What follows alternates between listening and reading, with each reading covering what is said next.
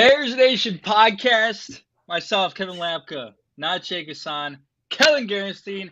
He's back. It's been a minute, dude. It has been a while since Kellyn's been on here talking Bears football, talking. And what we do, man, we talk everything here. When we're on with Kellyn, it is Thursday, April 6th. We're feeling good. The sun is shining. The weather's warm, and Kellyn is here to talk about his pro day experience, to talk about the Bears. It's going to be such a jam-packed, fun show. You guys better stick around, be engaged in the comments. But Kellyn, how we feel, my man? It's good to have you back.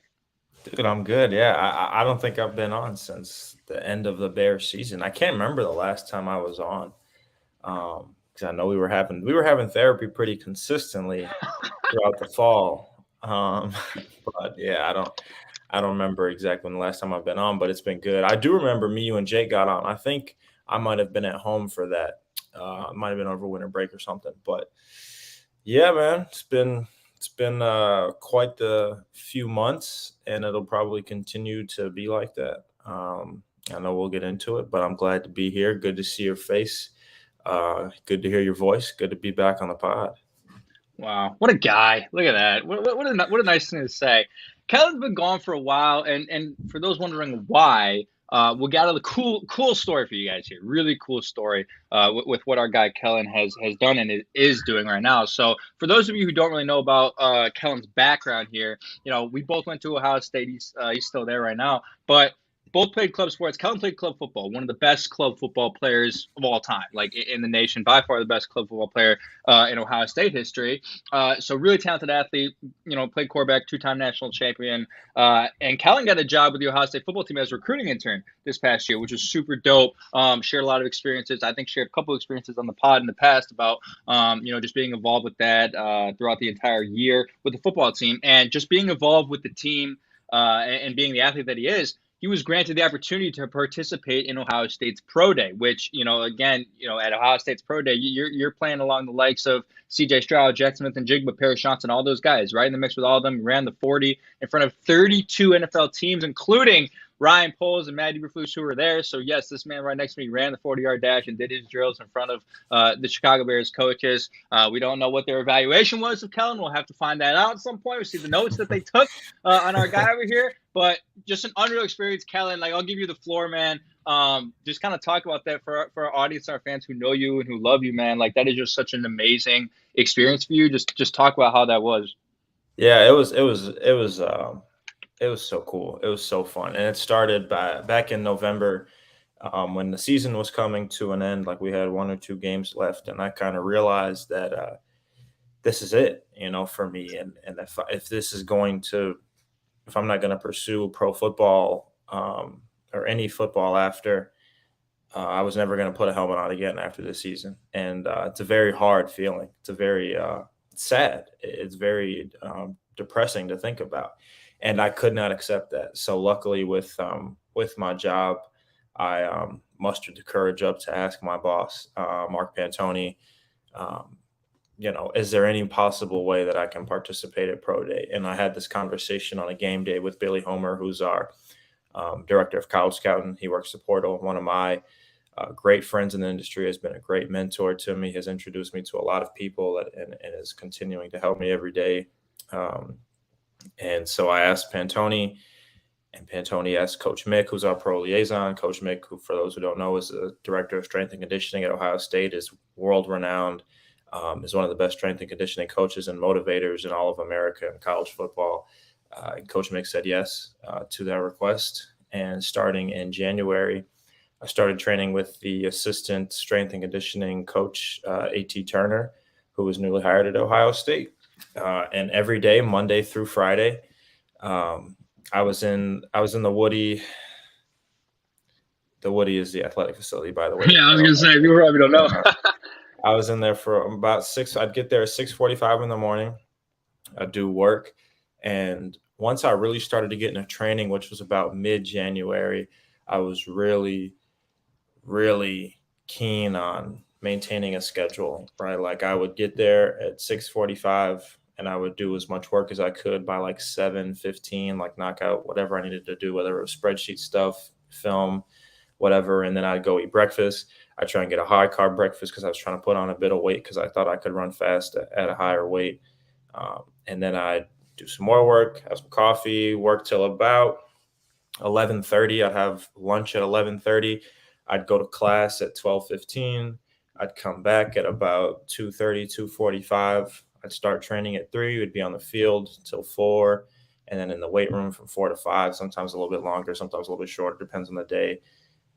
And so every day was a little bit different, right? Monday was our acceleration day. So coach was training us on, getting our feet in the ground, force production. And then Tuesday was max velocity mechanics, Mm-hmm. working on arms and really not reaching with your steps, but just, how to run that part of the 40. And then Wednesday was rest day. Thursday, Friday would be the other drills with 3-cone and the shuttle. So I did that for about 2 months, try to stick to that schedule, change my sleep, change the way I ate. I was getting a lot more vegetables. I was really healthy. I'm in the best shape of my life right now. And even through all that, I didn't really, and I was going to train, I was going to work out as a DB just because I played quarterback, obviously, but just knowing, especially being in recruiting, being in scouting, how stuff like that translates. I mean, guys like Trace McSorley, even though he plays quarterback now, he was asked to work out as a DB. He Uh-huh. refused to do so, but he was asked at the combine to do that. Nick Marshall, quarterback at Auburn a few years ago, he did that. And even guys like Caleb Farley played quarterback in high school and then corner in college and was a first-round pick. I know he's been banged up in the league, but that's just a translation and just your skills and your mindset that going from either quarterback to corner, quarterback to safety, it's a very common thing when you're an athlete. And don't get me wrong, I can throw the hell out the football. I had over 100 total touchdowns, 60-some passing in 4 years at Ohio State with club football. So, but I'm 5'9", you know what I mean? And it's just being realistic, and I'm a really good athlete. So those 2 months went by fast, and then test day came.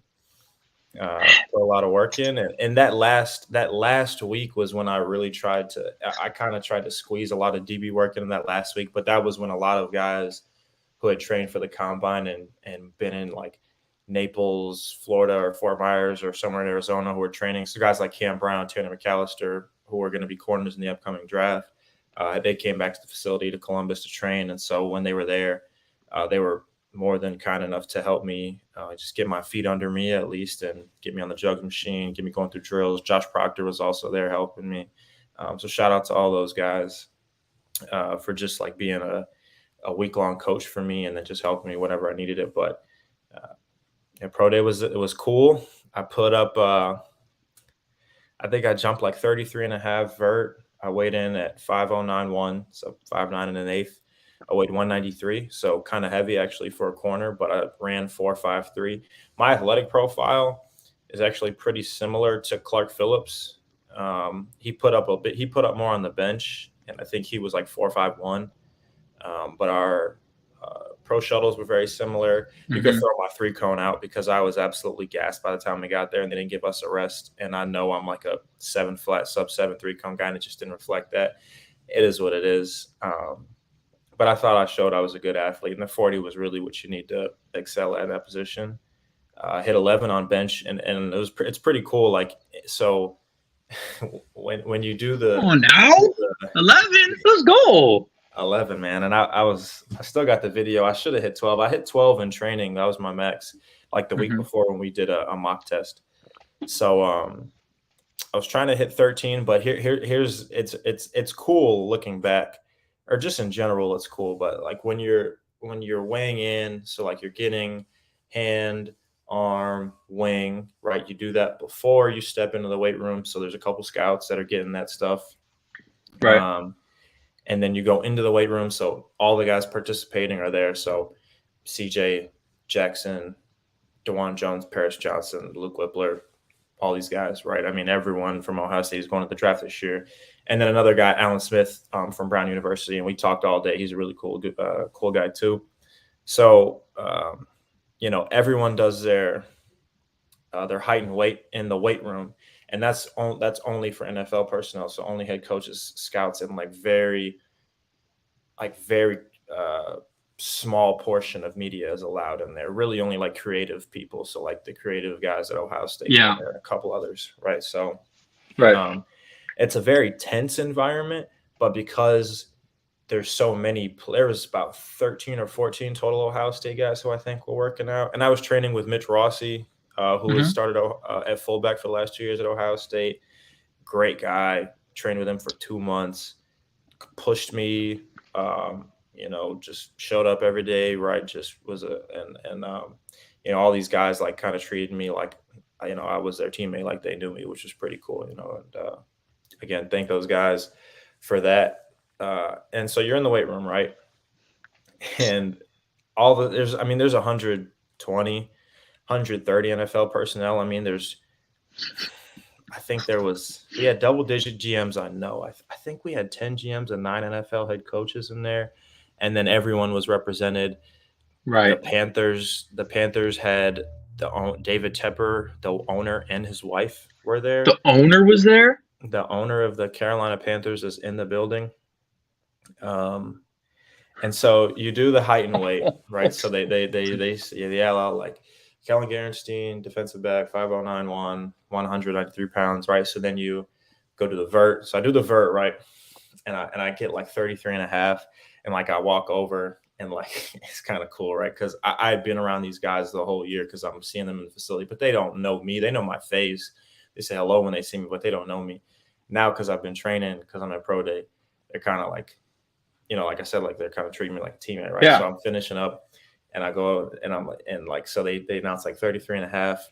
And I'm like, like I really wanted to get 35. I thought I could have got Yeah. 35. CJ Stroud, he sticks his hand out. He's like, it's all good, bro. Like that's a really good number. Like I can't shut that, so like it's cool in that aspect. Like, he's just being a guy, right? And you think of, and because we're like Bears Nation, right? So we're thinking of these guys as like completely separate from us. They're just people, like Yeah. they're just human beings. And that, uh, our viewers, like I hope that like, they know that too. Like these are just people, you know what I mean? And so then like I'm doing the bench, right? So like on the bench, you're taught to rep out as many as you can, right? Rep out as many as you can first. And then once you feel yourself start to wear, breathe, then you go singles, right? So you just try and go one at a time, right? So I think I get to like 7, 8. And like it's in the video because they video everything in pro day. They video you weighing in, they video your height, they Right. video you on the bench, all that. So like in the video, you can see like it's. So I'm benching like this, right? Over here is CJ Stroud, over here is Paris Johnson, and everyone else. And the rest of the team is up in the balcony of the weight room because they want to watch and they want to support, Yeah. obviously. So there's 80 people yelling at you, right? And then there's another 100 people watching you that are scouts that are evaluating you, right? So I'm in there like, oh, like trying to rep out as much as I can. All these people are Yeah. yelling at me, right? So I forget to breathe, basically. Like I forget to kind of like slow down and breathe. So I hit 11. I think I could have hit 12, 13. Then the rest of the day, we went out. We ran the 40. My 40 was very good. I think I did I know I heard a couple people like, ooh, like when I Yeah. finished, because You turned a a couple lot of heads. people didn't know me, man. Like, Yeah. nobody knew who like this kid, because like I was representing Ohio State and Coach Mick, like he made it, he would said to all the coaches, like, or to all the scouts, this is the quarterback from the national champion club football team. Hmm. Um, so I don't know what they expected. Um, but I took off and, for people who I know, like we're watching the combine and we're seeing people like consistently run 4.4s and 4.3s, but like a low 4.5 is still pretty fast. You know what I mean? Like I was pretty proud with that. I would have loved to have been high 4.4, obviously, but it was cool. And then, so I think some of the guys on the team, they came up to me after like, oh man, you were sliding. Like, why didn't you try and walk on? And I was like, I tried. Like, it would have been nice, but this was the path for me. And like, I can't look back on that now and dwell on it. Like, what I did was awesome. I was the first one to take that path and to do this. And then, you go do broad 3-cone pro shuttle, and then you do the drills, right? So it's me, and it's crazy because the drills it's just one group at a time. So it's just me, Cam Brown, Tanner McAllister, and Palier Gateote. And we're being coached by Joe Woods, who's, I think, the new defensive coordinator of the Saints. and their corners coach, whose name is escaping me, but he's the same guy that did the DB drills at the combine. And Mike Tomlin and Dennis Allen like move up to see it, because I know that the Saints had been kind of talking to a couple of our guys. So like Tomlin is right there. Appreciate that, Jay Capone. Really do. So like Tomlin and Dennis Allen are right there. Like Vrabel's in the background, Brian Dable's there, and then obviously Eberflus and Poles are there. But I'm not really thinking about all of this, right? Because I'm just like, you're locked in. Yeah, and I wasn't like someone, in the interview, someone asked me like, was I nervous? And I mean, no, because like, what did I really have to lose? Like, I'm just chasing a dream, like I'm not like losing money if I perform bad, I'm just chasing a dream. I'm just trying to play football for as long as I can. So I caught the ball well, didn't drop a single pass. I did look, there were a couple drills where I slipped, and I just looked raw as a defensive back, and that's fine because you evaluate traits, and so, if you're a good evaluator, you take me for what I am, and you say whatever you say, like I'm not going to evaluate myself because that's weird, but whatever those guys took out of it, hopefully, I displayed some good hips, some quick feet. I definitely caught the ball very well. And yeah, it was awesome. Yeah. Again, just unbelievable, man. Yeah. Then your boy Casey Smith. Yeah, they I had like 6 cameras in my face at one time, and it was new to me. I was like at one point it was just Dan Hope from 11 Warriors, and then Casey swung around him, and then like 4 people from like local news, they all come up with their big cameras, and there's like 2 people who were putting like microphones in my face like this far away, and I've never done that before. Like I've talked like in interviews, but I've never had like a microphone in my face. So I'm sitting there like I'm talking, and like I just see it like out of like my peripheral, all these people coming. I'm like getting kind of crowded around me, but it was cool. That experience was cool. I got to connect with some people in the scouting industry. That was very cool. Some guys there were very complimentary of me as an athlete, and they really liked my story. And I try and work as hard as I can at work, obviously, because that's what you do in football. You try and work as many hours as you can. You try and do as much as you can. You offer your help as much as you can. So a couple guys, they told me like, hey, we heard good things about you around here. Like, keep it up. Da, da, da. So, just try to do everything right along the way. And so far it's been paying off, like we'll see one team, I think I told you, but I'm not going to say over the air. One team reached out and, asked if I had an agent and for his name and number. And I was like, in my mind, I'm like, I think I'd get this far. Like, I didn't think an NFL team would reach out. His name's Kevin Lapka. Send all business inquiries. Kevin Lapka will handle it. So I was like freaking out. I texted Billy. I was like, they just asked me if I had an agent. Like, well, what do I say? He's like, you say you're self-represented for now, and you could possibly look for one. So that's what I said. That was pro day, man, and I got this nice jacket, which I'm wearing. Dude, that jacket is so cool. Yeah, it's very nice. I'm not gonna lie, we get some insane gear at Ohio State. It's awesome. I love being there. It's funny that they literally make gear for the pro day. Like for they custom make gear for it's incredible. It's pretty cool. Just again, man, like we're all proud of you, dude. Unbelievable. And there's an image of I don't know the image, but there's a video of Kellyn doing a workout, doing a drill, and then right behind him is Mike Tomlin just staring him down. And that's something that that'll live with you forever, man. Like that's one of the greatest coaches in NFL history. Like watching you intently, probably thinking through his mind, who is this kid? Thinking like, okay, like literally scouting you, evaluating you. Like one of the greatest coaches of all time. Like that's amazing. And for those who just kind of jumped in, we saw a bunch of people just jump in here. Jacob Don, Ron Winarski, where goes on? What's up, guys? How you doing? Just like a little nugget that I didn't know about that I thought would have been like really, I'm sure it made the rounds. I just didn't catch it. But the Panthers owner was there at Pro Day. Like it's almost like you only said what, like 12 GMs were there or something? Yeah. So, I tweeted it, but yeah, I can't remember how many. It was a lot. Right. Like when you see a GM there, typically that means like it's typically teams that are really in on a prospect, right? So like if there's no doubt that Ryan Poles is there because they're super far in on Paris Johnson and Jack Smith and Jigba, right? But to send an owner there, like put $1 million on the Panthers drafting CJ Stroud. Like that is a lock. I did a mock draft the other day that's going out on our website on Tap Sports Network in a couple of days. like he's going to be the number one overall pick. But I just found that interesting that like I don't think I've ever heard of an owner being sent to a pro day. Like I don't think so either. like it's crazy. Like an Yeah. owner. We actually have a question for you, GZDR4EV in the chat. Did Kellyn have to take the Wonderlic test, and what is the weirdest question he read on it? I did have to take the Wonderlic test. That was the first thing that I did. I totally forgot about that. It's such a strange exam because there's just no way you can prepare for it, and you don't finish it. Like there's no, I mean, unless you're like maybe like Isaac Newton, Albert Einstein, like you finish it. But in all, I'm trying to. What was the weirdest question? It was, so there's some things it's like blank is to blank as, so like tree is to apple as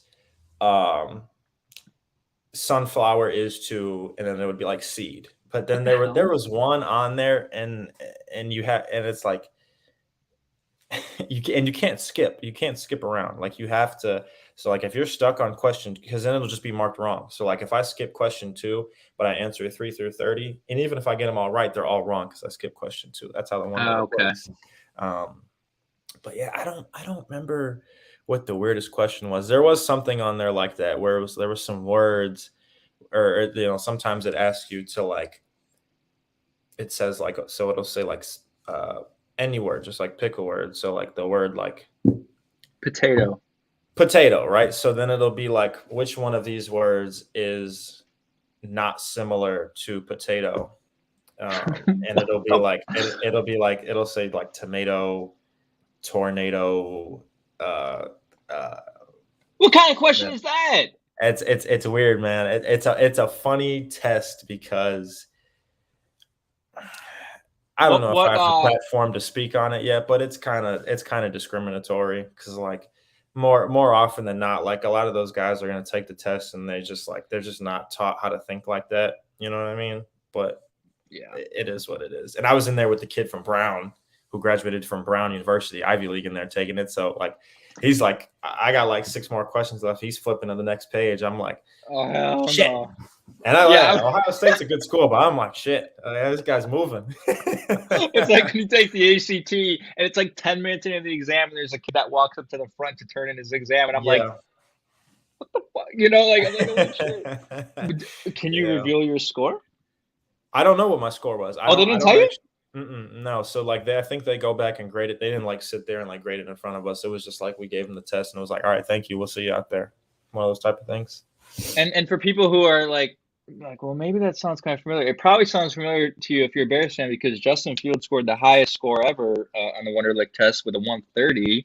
And we had this conversation when Justin was drafted, but like for comparison's sake, Josh Allen and Patrick Mahomes each got a 108. So 130 is like really freaking good. Just incredible. So we'll see if Kellyn can top Justin with a 131. We'll see. Let's see if that Ohio State education, Homewood Foster education, did you right. But nah, man. Yeah, just again, awesome. Just amazing. It was fun trading with you and watching you, prepare for that. It's a grind. And, for those wondering why he hasn't been around, that's why. Dude was grinding every single day. But yeah, I didn't even mention that, how you came about 2.5 weeks before pro day, and we came, we got in the field. Kevin worked me out. Kevin gave me some good reps, some good looks. That was the first DB stuff, honestly, I had done with anyone. Just working on flipping my hips, one-on-one reps. He took video, sent me the videos. I cut it up. I tried to send it to some people I trust. That was very important. I greatly appreciate that. Yeah, there you go. Hey, that's what we do, baby. Bears Nation Brotherhood. Come on now. Bears Nation Brotherhood. There it is. That's what we do. And maybe this podcast prepared you for that interview, because it's weird. Like, I think if I were in that situation, dude, and people just like came out, I would probably get a little nervous. Like, I'd probably be a little bit less nervous because of doing this, honestly. But like, I would still be like, okay, like the cameras are on, like ABC 7 nightly news, it's rolling. You know what I mean? Like, I'd be a little bit worried. It was so like so like I said, Dan Hope was the first one interviewing me. He'd ask me like a few questions for about 2-3 minutes, And then like the other people started coming in, and like so they're all the way to my right. And you can see like if you watch the interview, like I turned my neck like full 90 degrees, and I'm like, oh, like you're asking questions over here. Like that was my first thought. It was like, oh, you guys are this because like you watch like press conferences, right, with players, and they're like confused, like they don't know where the question's coming from. And like, yeah, It wasn't that, but like they're turning their head like all the way this way, or like the PR person's like over there. Yeah, Like, yeah, he's pointing. I'm just thinking like, oh, so that's kind of what they go through. Like people are just like asking questions from all different angles, right? Like it was kind of funny, man. It was cool though. It was a cool experience, and I'm I'm not one to like want the spotlight. Obviously, I do appreciate it. I liked the way that they covered me, because they did it in obviously a respectful way, and they painted me in a good light.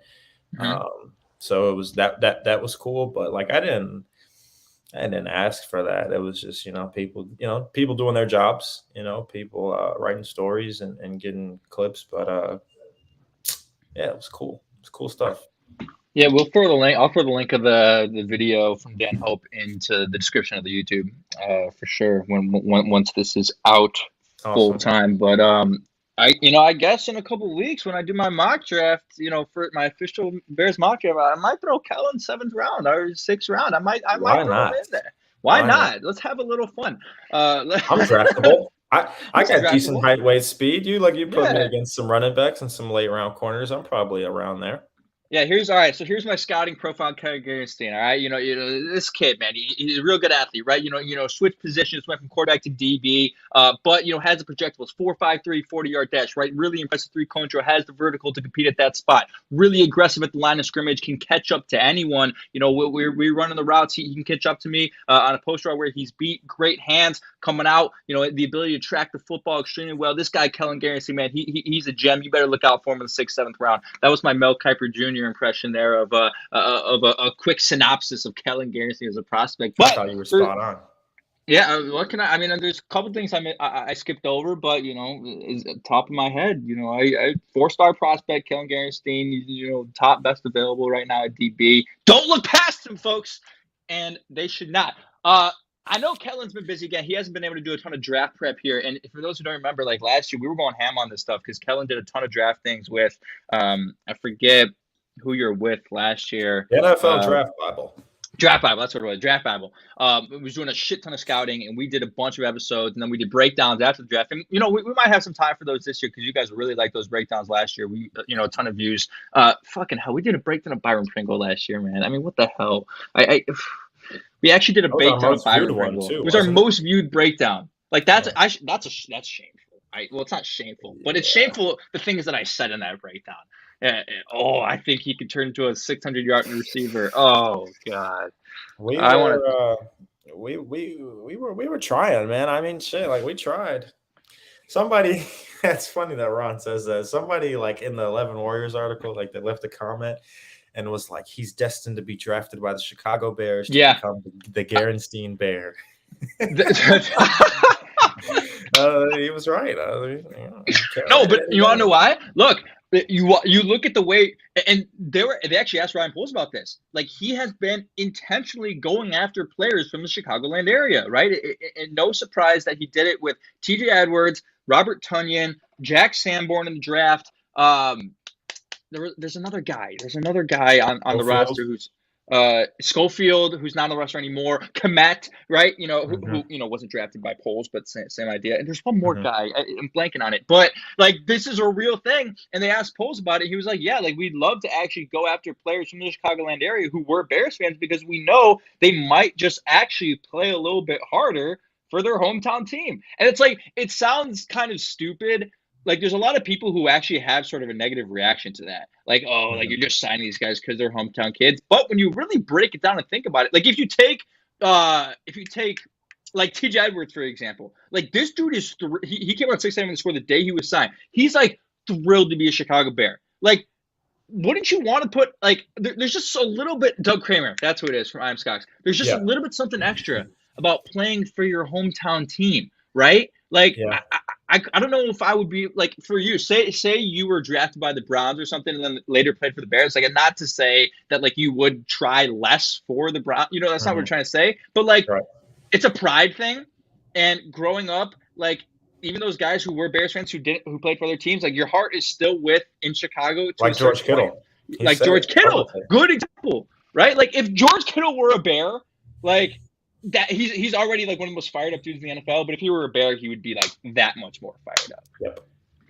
I just think it's interesting. So I'd love it, man. It would be awesome, and Lord knows I'd give but I'd do that as like a player, a scout, a coach. Like that's my team, and I'm gonna work where I'm at, right? Like I'm gonna be where my feet are at. But yeah, I mean, shoot, I mean, I'm a Chicago kid. It's the only place I've lived outside of Columbus, obviously, but I've done this as a student.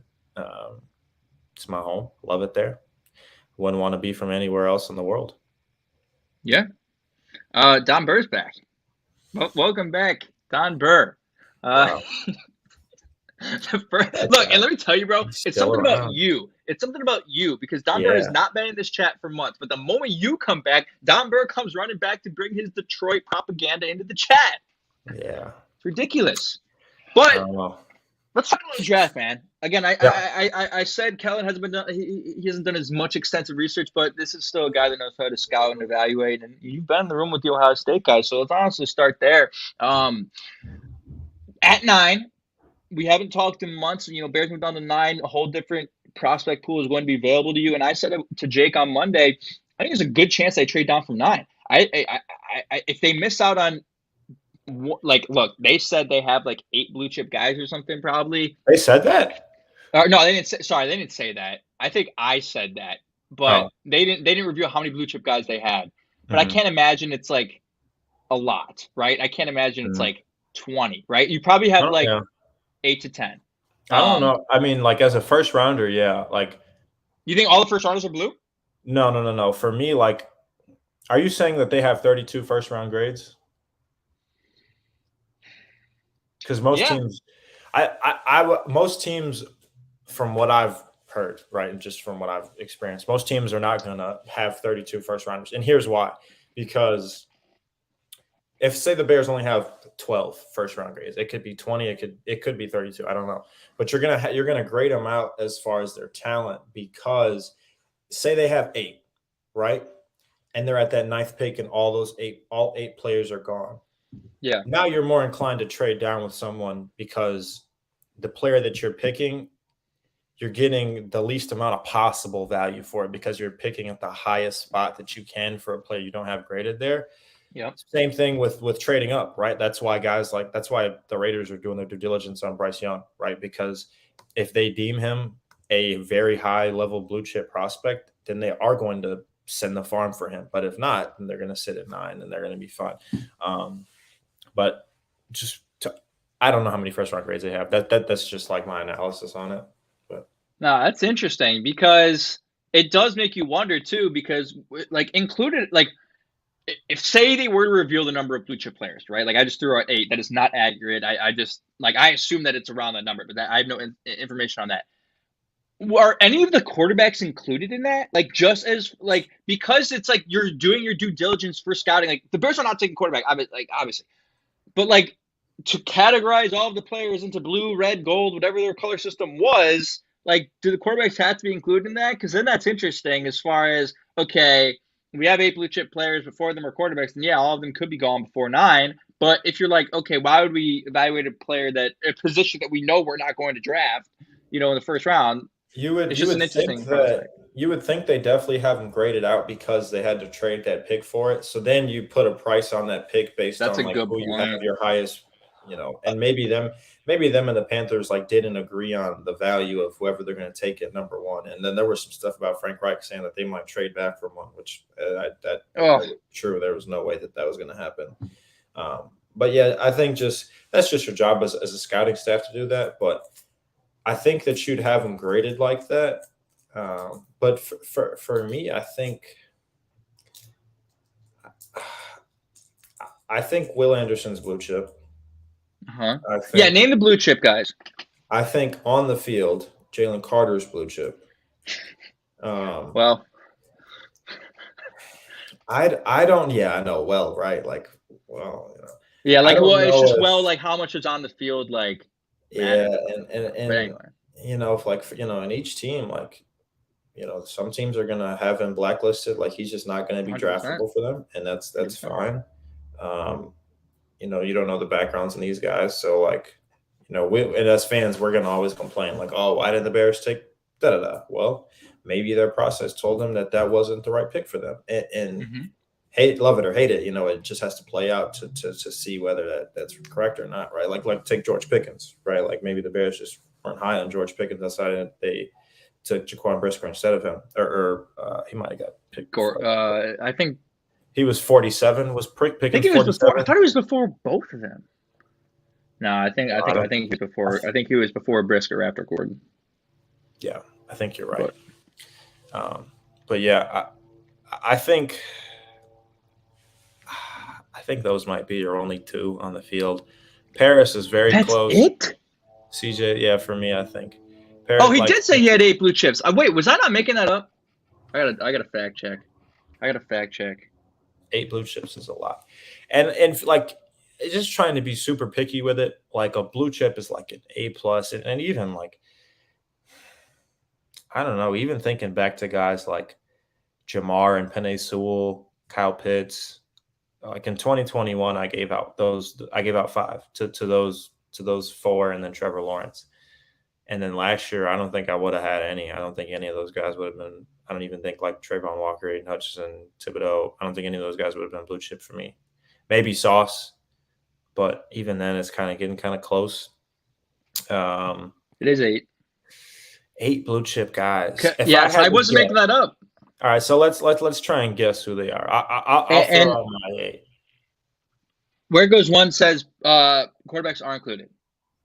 QB is included. All right, so CJ and Bryce, I think, would be in that because if you're at 8, then I think those are two of the best 8 players in the draft. Carter, Anderson, Paris, Skoronski. That's 6. So that's 6. So then you're down to guys like Tyree Wilson, Devon Witherspoon, Christian Oh, Gonzalez. it's almost hard, right? It's almost hard to narrow it down. Yeah. Yeah. I don't know. Like, is the best wide receiver in the draft among those blue chip players, whether it's Yeah. Quinton or JSN. It's fascinating because it's really because I think again the reason why it's fascinating is what you were saying. If one of those blue chip players is not available to you at 8 or 9 rather, you're trading down. I 100% believe that. He's hinted at that possibility. The Bears have enough holes to fill on this roster that, and they're not doing it through free agency, that they're going to need to accumulate more capital. So once draft day comes around, like it'll be interesting to see because I also do believe, Kellyn, Ryan Poles is operating under best player available. Like if Devin Witherspoon is there and they have a high, and he's a blue chip player, they're taking him. Like I Yeah. don't think they're going to pass up on him. And he had a really good pro day. I don't know if you saw that. Yeah. Dude's explosive, but it's just interesting. Yeah. Yeah, I think my preference at 9 is definitely like if I could pick anyone. Well, if I could pick anyone, it'd probably be Will Anderson, but he's not going to be there. If I had to like put together a perfect combo of who I think can possibly be there versus best match with the Bears, it'd be Paris Johnson, followed by Skoronski. I really like Nolan Smith from Georgia. I think Nolan Smith is the second best edge rusher in this class. I think he's better than Tyree Wilson and Lucas Van Ness. I think he just plays with a hell of a motor. I think he's super twitched. I think he's super strong.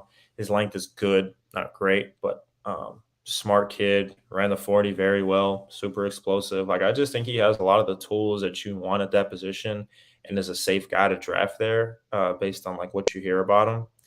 Van Ness to me doesn't win around the corner enough. He wins a lot to the chest. Agreed. Like he's got power.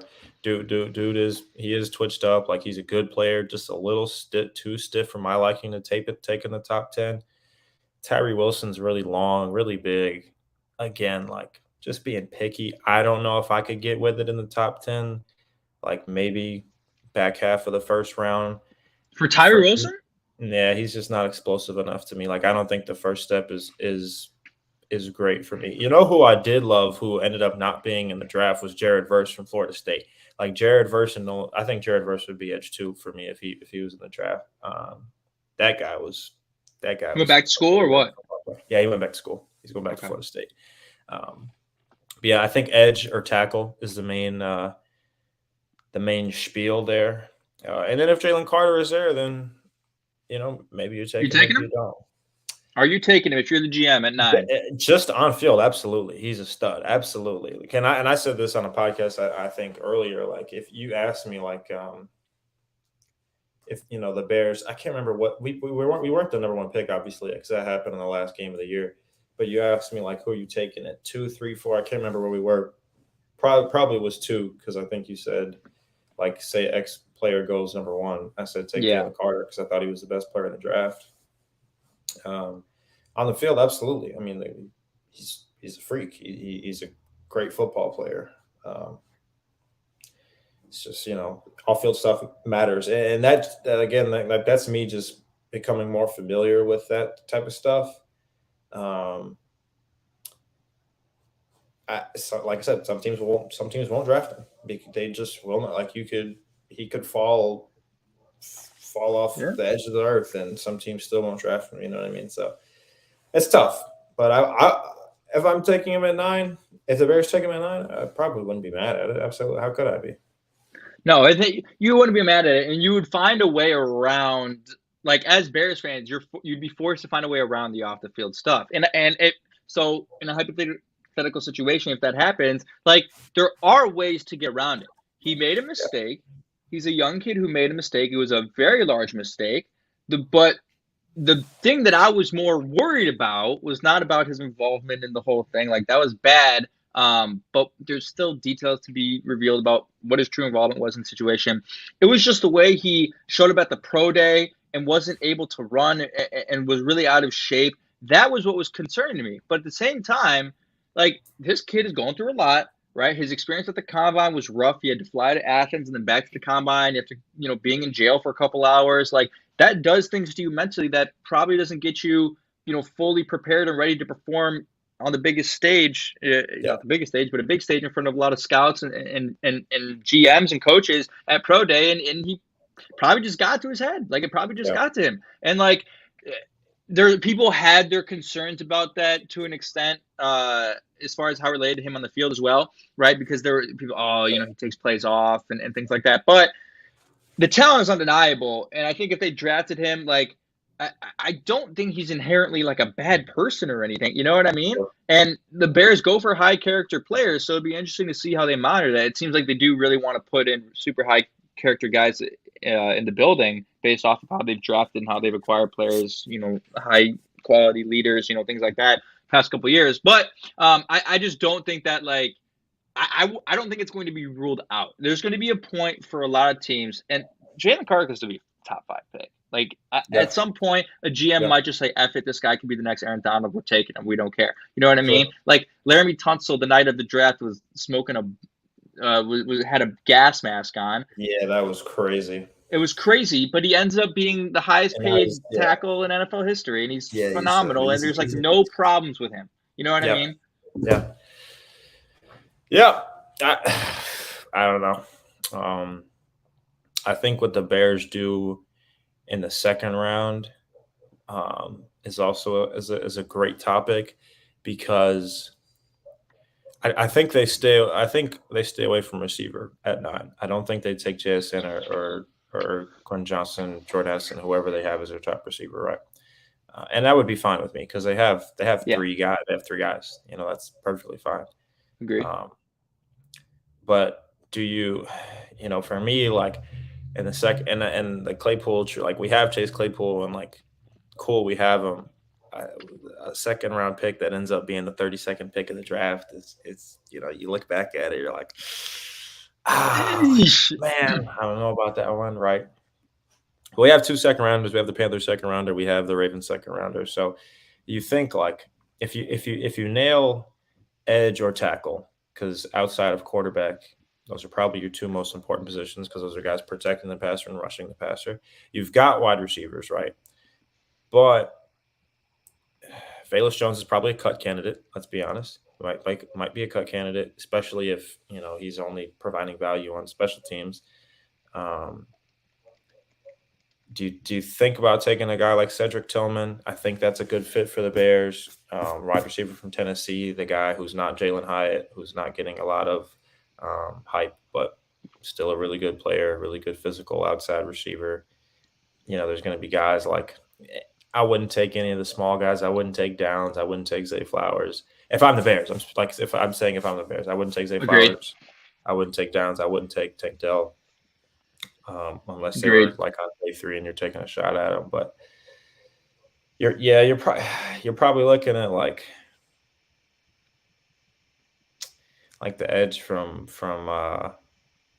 Kansas State, or I can't remember, Felix Anodike Usam. I can't remember his full name. Um, haven't watched him totally, but heard some people say good things about him. Will McDonald from Iowa State. Then you're talking about second round tackles and guys who are past the Paris Johnsons and Skronskis and Darnell Wright. Roger Jones, Darnell Wright. Darnell I Wright. think he could be a second round guy for the Bears. He's probably going first round from what I hear. But yeah, I mean, and I think I don't think any tight ends are worth taking on. I think all the tight ends that are worth taking on day two will be gone by then.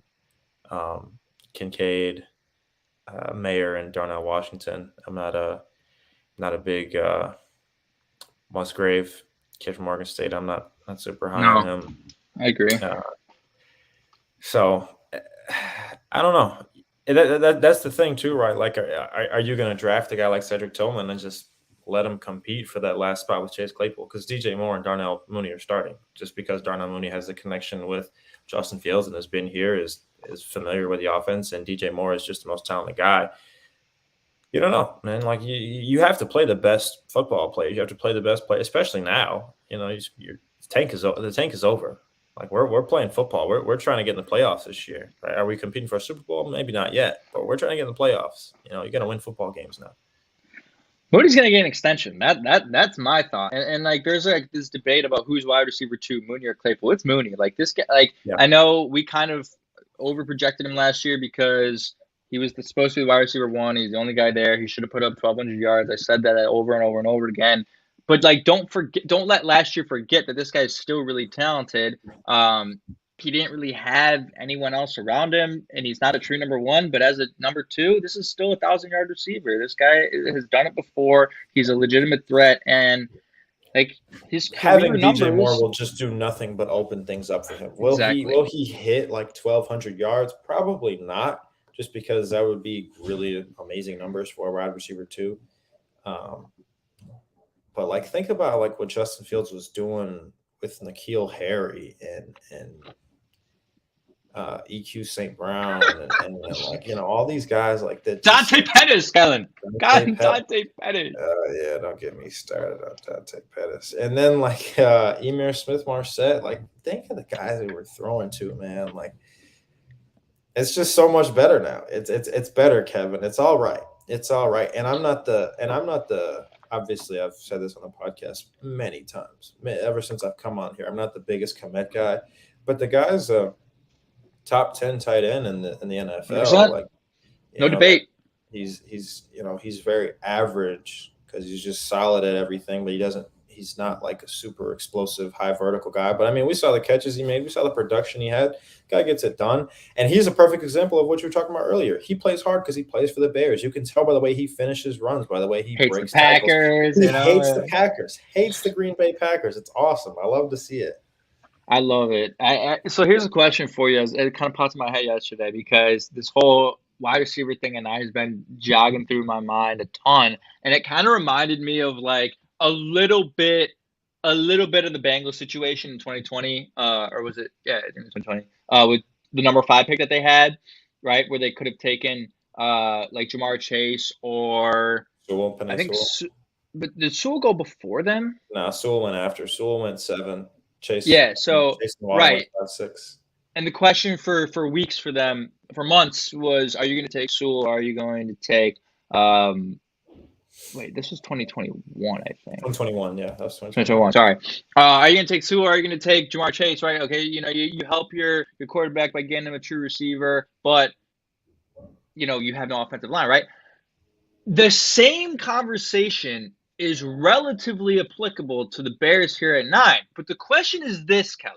You have now constructed a roster with an elite route runner in DJ Moore, a solid route runner in Darnell Mooney, a guy who can go up and get it in Chase Claypool. You can say, F it, we'll throw it up to you. Odds are you're either going to draw pass interference, deflect it away, or come down with the football, right? If you were to add JSN, who his biggest strength is as a route runner, and he's got the connection with Fields, would adding him to the offense almost be equivalent in the way that he can get the ball out and the way that he can operate this offense as getting a star right tackle?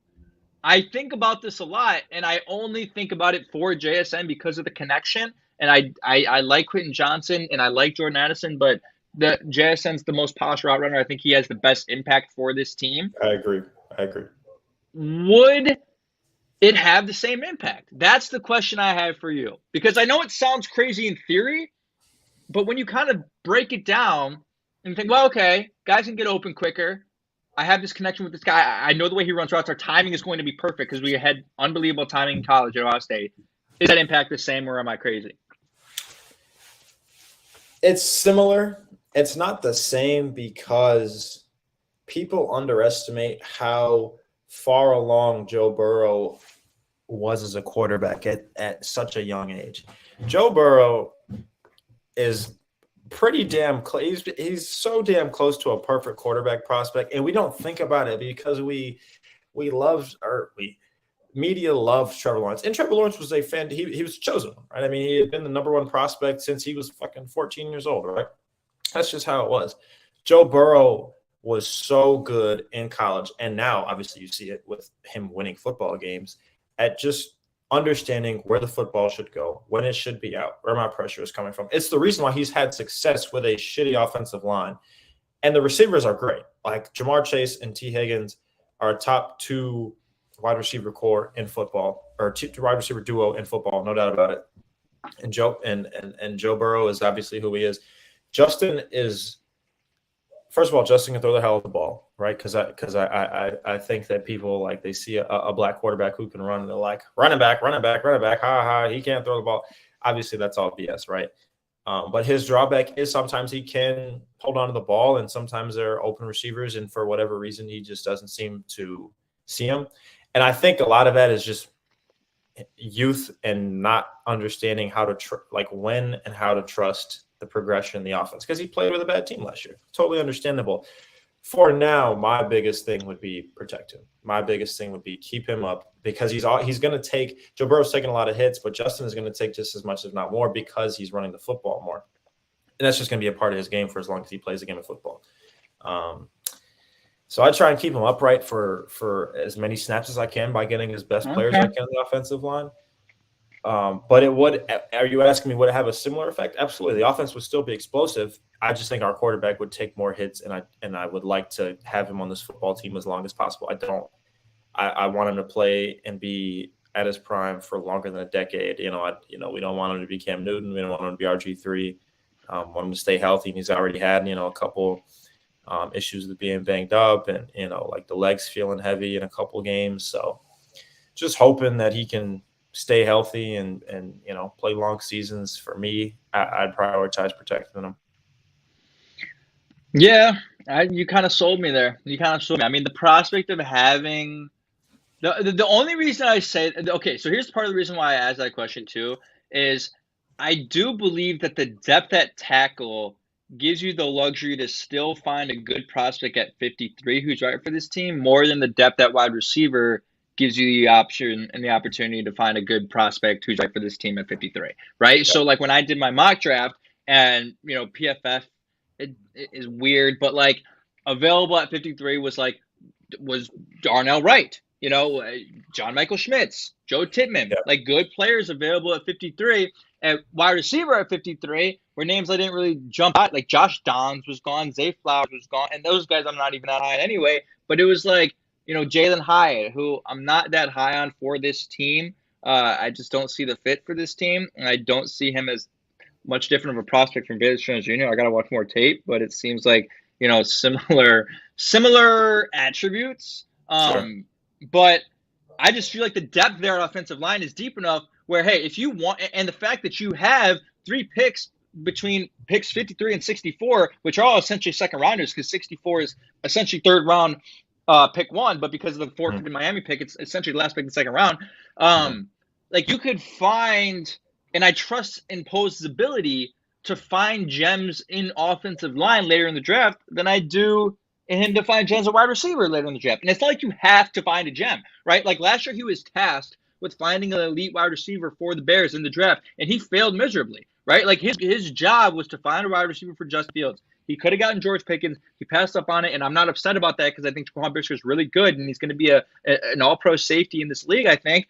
But he had other players available. He took Velus Jones Jr., and the verdict is still out on whether Velus Jones Jr. is going to be an effective player in this league. But it's been one offseason. It's been one draft, and I trust in Ryan Poles' ability to find a gem in offensive tackle later in the draft because he did it with Braxton Jones. So my case is, hey, take the surefire guy at 9, right? Whether it is Jackson Smith-Njigba or another guy, and then trust in your ability to evaluate and scout offensive line prospects to where you're going to have picks in the 3rd and the 2nd and the 4th and the 5th. And if you can find a guy like Braxton Jones at right tackle in those rounds, great, amazing. You got your star in whoever at number 9. You don't have to worry about that. He was a blue chip on everyone's board. You know, you did it. And then you use your skills as a GM, where I believe, you know, with his offensive line pass is one of his best strengths and attributes is to find these offensive prospects, and you get a guy late.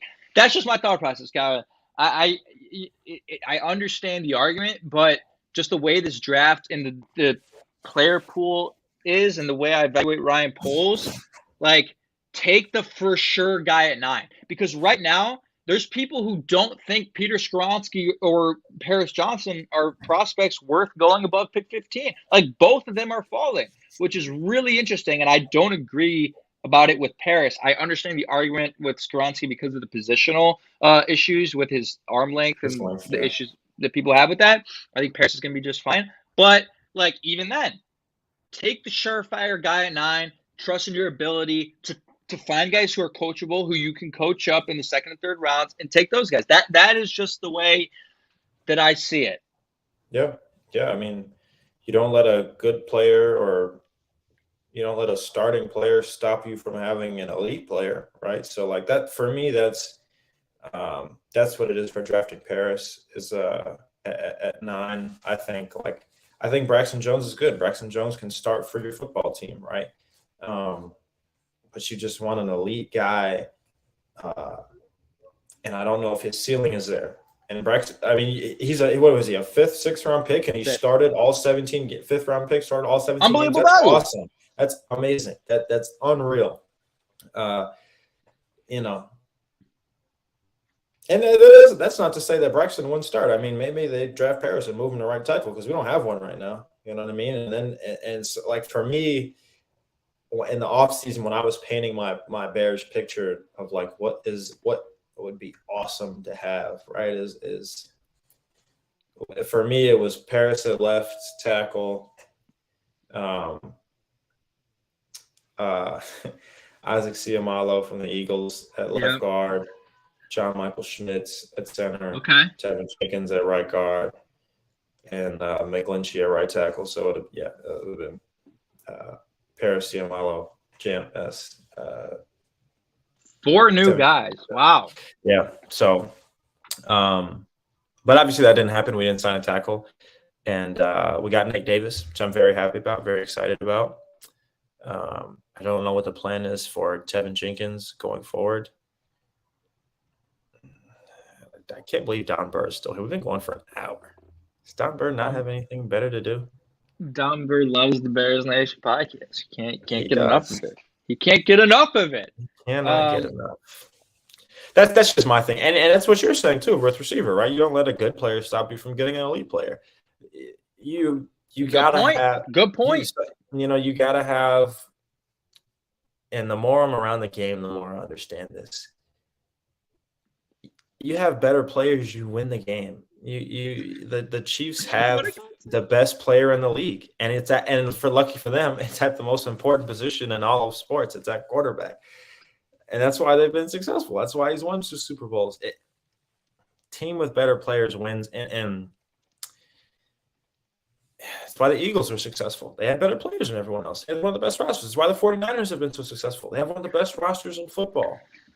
Okay, but honestly, like the Chiefs roster, like they have the best of the really good players, but like across that roster is like 10 rookies who played in the Super Bowl, who like Yeah, are just good players. Like they're not good superstars, they're football just good players. players. No, but you got good football players all over the field. Correct. That's how, and you combine that with an elite talent in Patrick Mahomes, right? So that's where you just have to piece. You have to build a roster. You have to say, where are my weaknesses? Where are the areas where we will lose games, right? And so, for the Bears, last year was on the offense. It's the offensive line and your skill players. Right now, you're looking at it, you're saying it's our defensive line and our offensive line because we're setting the back end. I really like what we're probably going to get another corner, right? Because I think Jalen Johnson should be paid. I think he should get a long-term contract. I think he's great. I think him paired with Kyler Gordon, and if you want to keep Kyler Gordon, you do need another outside corner. You have a great safety tandem with Eddie Jackson and Jaquan Brisker, who we said could be an all-pro safety. You've got the linebackers, and Jack Sanborn is still there as a backup, and whatever. If you want to play like a base, like 4-3 package and your goal line stuff, like you've built a good foundation there.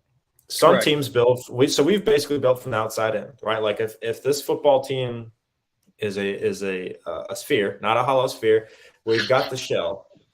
Now we need the core, right?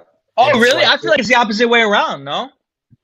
They've got the core, now they need the shell. I mean, think about it. Like, you've got Tremaine Edmonds, Go ahead. Tremaine Edmonds, Justin Fields, DJ Moore, Darnell Mooney, Jaquan Brisker, Kyler Gordon, Eddie Jackson. Like, the core to me is Tevin Jenkins, Braxton. Like, the core to me is solid, right? Like, the core is solid. I mean, the core just as in, like, the trenches, right? Like, I see what you're saying. I mean. Just like the offensive and defensive line. I see what you're saying. You're right in the fact that you have the players that you are going to build around now. You have those guys. You traded for DJ Moore. You made sure he was a part of that trade. You have the quarterback that you traded away from. And, I like CJ Stroud. I like Bryce Young. We like Justin Fields better. That's why we traded back and are going to roll with him. You do have Tevin Jenkins. Cody Whitehair is getting old. You're probably going to replace him very soon. You've got Tremaine Edmonds, who I think was a great addition.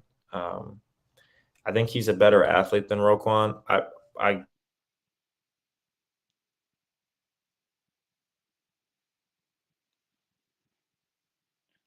Kellyn might have. I think we lost you, Kel. Am I back? Yeah, you're back now. All right. I was just talking about the linebackers. Tremaine Edmonds is a phenomenal athlete, and he's like 24. He's 24 by getting an $84 million contract. He's going to be 30, and he's going to be in the middle of his third NFL contract. That dude, unbelievable. Good, like kudos to him, man. Kudos to him. Getting his money. He's getting his money for sure. Yeah, I mean, that's why, like, part of me is just thinking that they just go best player available. Like, I honestly just think they're at a point where you can get better everywhere. Like, there's nowhere where you can be, especially like even at corner. Like, if they like Christian Gonzalez at 9, and for me, like, Paris Johnson would have to be gone. But if Paris Johnson is already picked and they like Gonzalez, they like Witherspoon, I think those are your guys worth taking there. And you pick them. Even like Deonte Banks, top 10 is pushing it, but his athletic profile is outrageous, and his tape is pretty underrated in my opinion. But you take a corner there, you take a guy who's an outside guy. I mean, you're and it's good too, because I know where you'd think that you'd want to say, like, you're playing in a division against Aaron Rodgers. You need good defensive backs. Aaron Rodgers is going to beat whoever the hell you have. And that's just what he did to us for however long. It's what Tom Brady did. It didn't matter who he was going against. He's going to fucking beat you. For us, like, now we're in a very lackluster QB division because Aaron Rodgers is going to be gone. You're playing against a first time full-time starter in Jordan Love. You're playing against Kirk Cousins and Jared Goff, who are average to above average league quarterbacks. You have guys that can shut down, make those windows even tighter than usual. I think you win a lot of games that way. I think, again, like, you have to build a roster. You have to make a plan to win. So I actually just thought about corner at 9 while I was saying it, and it kind of makes sense. But it like I wouldn't take Ringo there. I'm not a Joey Porter No. Jr. guy. Some people love Joey Porter Jr. I'm not. I just don't think he like runs and moves well enough. He's not bad.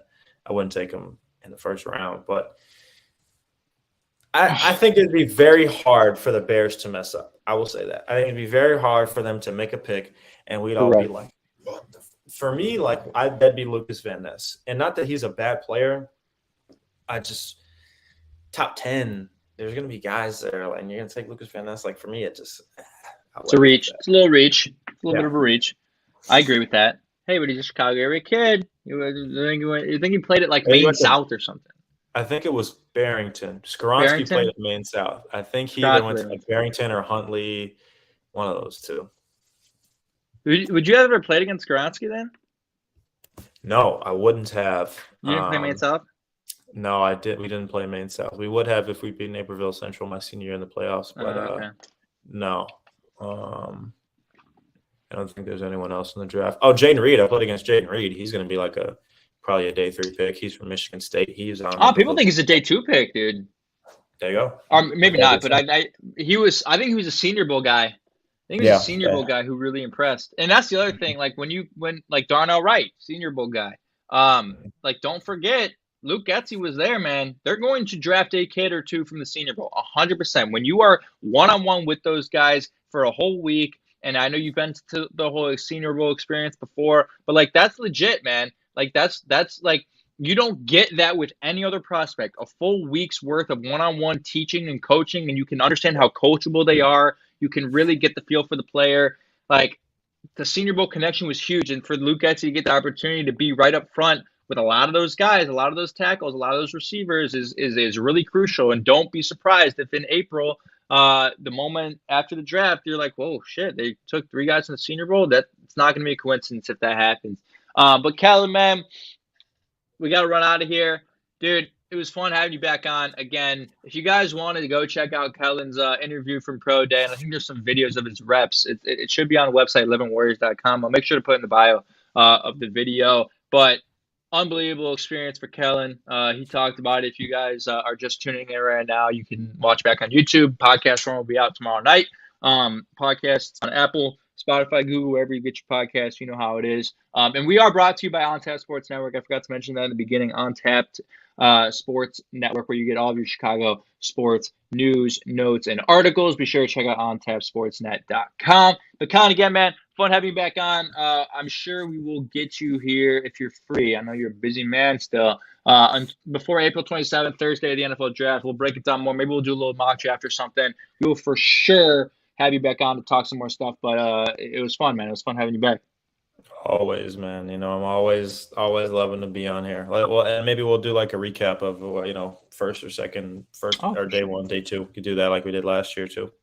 For sure. We'll do a recap. We'll do a breakdown. We'll be back. Bears Nation Podcast. Thank you all for tuning in. Be sure to check out the rest of the content. Be sure to subscribe so you never miss an episode. We will see you guys next Monday. Take care.